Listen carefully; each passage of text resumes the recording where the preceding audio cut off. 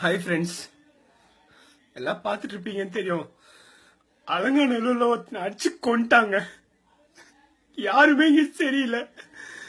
பீச்ல உன்னோட ஃப்ரெண்ட்ஸ் அடி வாங்கிட்டு இருக்காங்க.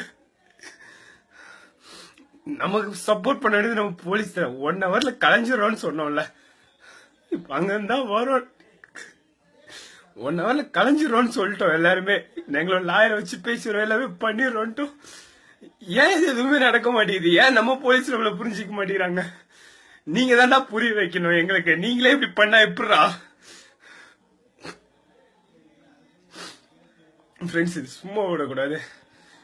இந்த போராட்டம் தீர்வு கிடைக்கும் கண்டிப்பா. ப்ளீஸ் எல்லாருமே யாரெல்லாம் பாக்குறீங்களோ தயவு செஞ்சு வாங்க வெளியில. அங்க அடி வாங்கிட்டு இருக்காதீங்க. நம்ம தேவையில்லாமையா ஏன் அடி வாங்கணும்? நம்மளோட நாட்டுக்காக நம்ம போராடவே கூடாதியா? நம்மளோட கலாச்சாரத்துக்காக நம்ம போராடிட்டு இருக்கு. எந்த நாடுமே இந்த ஒரு விஷயத்த பண்ணாது. நம்ம மட்டும் தான் நம்மளோட கலாச்சாரத்துக்காகவும் நம்மளோட போராட்டத்துக்காகவும் நம்மளோட மொழியை பாதுகாக்கிறதுக்கு நின்றுட்டு இருக்கோம். இது எந்த ஒரு நாடுமே எந்த ஒரு இடத்துலயுமே எங்கேயுமே பண்றது கிடையாது. நம்ம தேர்ந்தெடுத்த அத்தனை எம்எல்ஏ எம்பி எல்லாருமே வேஸ்ட். இந்த ஆட்சியை மாத்தணும் எல்லாரும் சொல்லிட்டு இருக்கோம். இதை இங்கேயும் விட்டுட்டு போக கூடாது. யாரும் மாத்தாதீங்க பிளீஸ். தயவு செஞ்சு சீக்கிரம் இதுக்கான முடிவு நம்ம தான் கொண்டு வரணும். நம்ம கலாச்சாரத்துக்காக, நம்ம மொழிக்காக நம்ம பாடுபட்டு நம்ம அடி வாங்கி, நம்ம பொண்ணுங்க அங்க அடி வாங்கிட்டு இருக்காங்க, நம்ம பசங்க அங்க அடி வாங்கிட்டு இருக்காங்க. மூஞ்ச பாத்தீங்களா ஒருத்தரும்?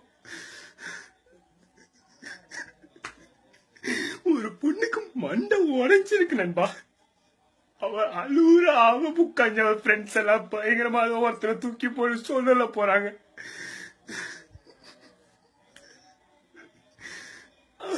பொண்ணு பாவாது போய் செத்துட்டானா தெரியல. இதெல்லாம் மாறணும்யா, இதெல்லாம் மாறணும். நீங்க தான் மாத்தணும். ப்ளீஸ் எல்லாம்